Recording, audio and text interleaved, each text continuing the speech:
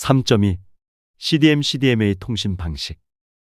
CDMA 방식은 높은 주파수 재사용 효율을 가진다는 점에서 셀룰러망에 적합한 기술로 평가되며 미래 이동통신 기술로 이야기되는 IMT 2000의 다중화 다중접속 방식으로 논의되고 있는 기술입니다.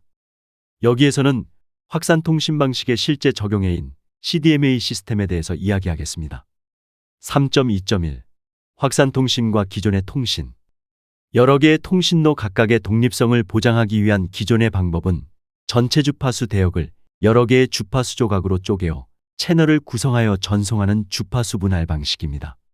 여기에서 채널은 통화 연결이 이루어지는 실제적인 것을 이야기합니다.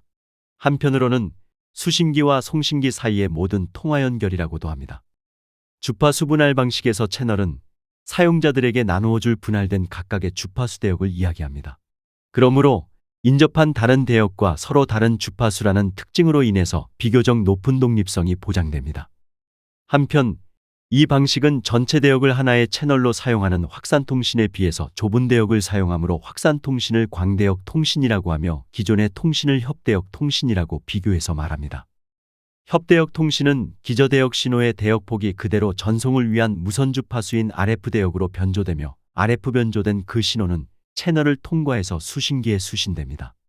수신된 신호에는 정보신호와 잡음이 포함되어 있으며 이 신호의 품질은 신호대잡음비라는 SNR로 평가됩니다. 협대역 통신의 경우 복조된 신호의 SNR은 RF 대역의 SNR과 같습니다. 이것은 그림 3-1을 통해서 확인할 수 있습니다. 협대역 통신과 광대역 통신의 차이를 생각하기에 앞서서 먼저 일반적인 통신의 과정을 생각해 보겠습니다. 디지털 통신에 앞서서 맨 먼저 하는 것은 소스 코딩입니다. 전송할 소스 데이터, 이를테면 사람의 목소리나 카메라로 촬영한 이미지나 동영상 등을 정보신호로 변환합니다. 정보신호로 변환한다는 것은 소스 정보의 변환 정도를 전기신호의 일정한 주파수 범위로 대응시키는 겁니다. 그리고 일정한 주파수 대역에 존재하는 기저대역 신호를 만듭니다. 그리고 만들어진 기저대역 신호는 반송파에 실려서 전송되기 위한 RF 대역으로 옮겨갑니다. 이때 정보신호의 대역폭은 증가하지 않지만 대역폭의 중심 주파수가 반송 주파수만큼 증가합니다. 그러므로 일정한 주파수 범위로 나타나던 정보신호의 중심 주파수가 훨씬 고주파수로 이동하는 변조가 일어납니다. 예를 들어서 4kHz를 중심 주파수로 플러스 마이너스 4kHz 범위의 대역폭을 가진 신호가 1GHz를 중심 주파수로 하는 플러스 마이너스 4kHz 범위의 대역폭의 신호로 바뀌는 겁니다. 물론 소스 정보를 기저대역 신호로 만드는 과정 또한 변조라고 하지만 디지털 통신에서는 매핑이라고 하는 표현이 더 맞는 것 같으며 이 표현을 더 많이 씁니다. 그런데 여기에서 주의할 것은 여기에서 이야기한 RF 변조는 나중에 이야기될 확산 변조와는 또 다른 것들입니다. 한편 정보 신호를 광대역을 통해서 전송하는 CDMA의 경우 기저대역 신호는 RF 대역 신호와 같이 광대역입니다. 더 정확하게 이야기하면 기저대역의 신호가 광대역으로 확산되므로 RF 대역이 광대역이 되는 겁니다. 광대역 신호도 기존의 협대역 신호와 마찬가지로 채널을 통과하면서 잡음이 추가됩니다. 채널을 통과하면서 추가되는 잡음은 정보신호와 같은 주파수 대역을 사용하는 통신을 방해하는 재밍 신호로 이해할 수 있습니다. 여기에는 협대역 통신 채널에 추가된 열 잡음 등에 의한 잡음도 물론 추가됩니다.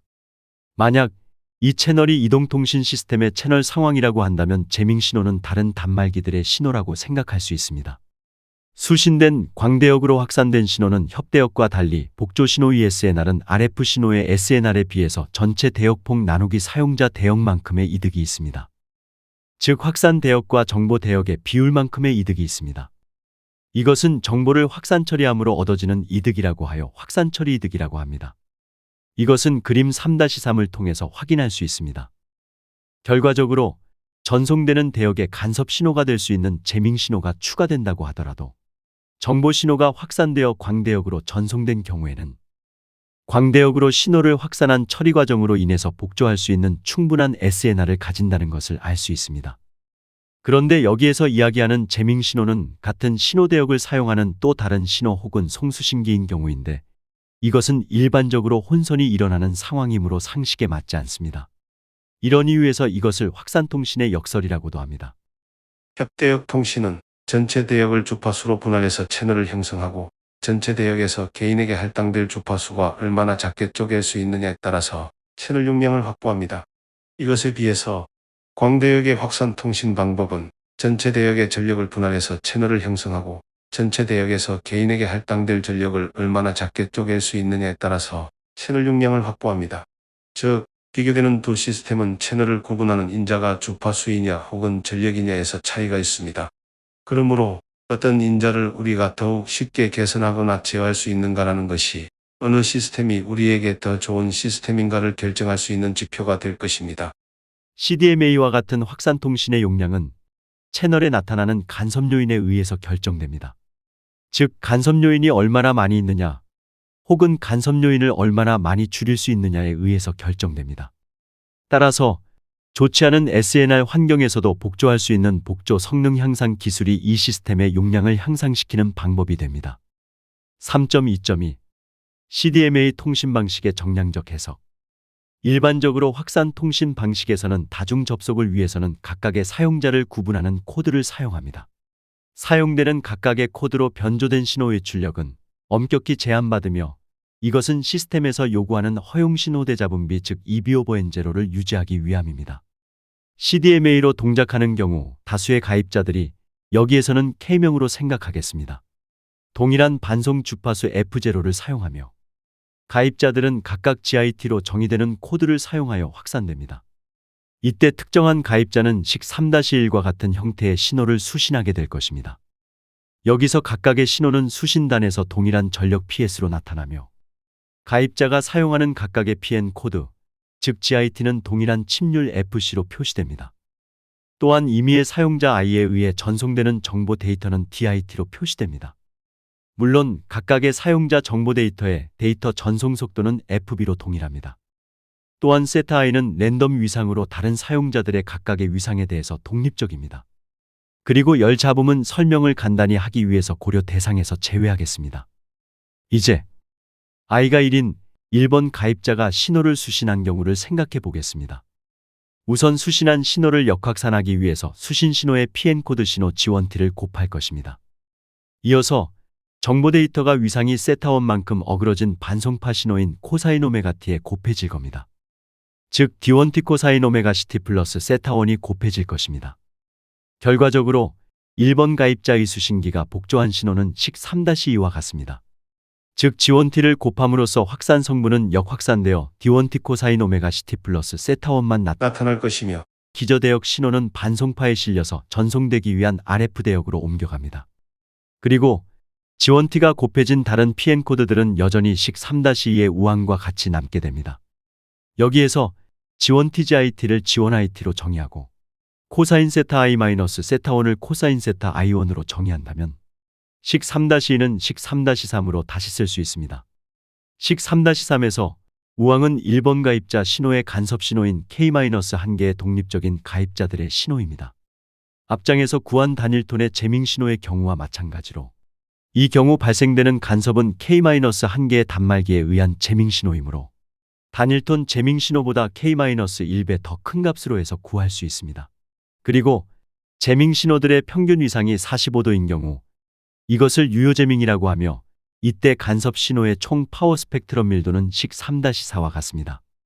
또한 1번 이외의 다른 사용자들 즉 K-1개의 신호들이 모두 재밍 신호 즉 간섭 신호이므로 비트 에러 확률 PJ는 K-1의 PS배입니다. 따라서 식 3-5와 같이 쓸 수 있습니다. 그러므로 에러 확률을 낮게 유지하기 위해서는 에러 함수 ERFCX의 X값을 1보다 매우 크게 해야 합니다. 즉 식 3-6과 같은 조건이 되게 해야 합니다. 스펙트럼 확산 통신인 CDMA 시스템의 성능은 확산 처리 이득이 가입자 수인 K-1보다 훨씬 커야 효과적인 통신 에러 성능을 가질 수 있습니다. 예컨대 1인당 8kbps의 음성 소스 데이터를 사용하는 사용자가 100명이라면 확산 주파수 대역 혹은 확산을 위해서 사용되는 코드의 칩률은 0.8mbps보다가 훨씬 커야 한다는 것입니다. 만약 사용자 수가 10명으로 줄어든 가운데 전송 대역이 0.8mbps를 그대로 사용된다고 한다면 상대적으로 정보 데이터의 처리 이득이 증대되는 결과이므로 비트 에러 확률은 현격하게 줄어들 것입니다. 이것은 각 정보 데이터들의 출력을 더욱 낮추어도 된다는 의미입니다. 3.2.3 재밍 여유 방정식. CDMA의 안티 재밍 성능은 시스템의 간섭 성능을 이야기하며 시스템의 간섭 성능은 시스템의 통신 용량과 직결됩니다. 이제 CDMA의 안티 재밍 성능을 도식적으로 표시할 수 있는 재밍 방정식을 생각해 보겠습니다. CDMA 시스템의 재밍 방정식을 구하기 위해서 다음과 같이 몇 가지를 설정하겠습니다. 정보 신호의 수신 전력을 S, 원치 않는 재밍 신호의 전력을 J, 전송 데이터율을 R, 확산 대역폭을 W, 수신 비트당 에너지를 EB, 잡음의 전력 밀도를 N0라고 할 때 재밍 마진 방정식을 나타낼 수 있습니다.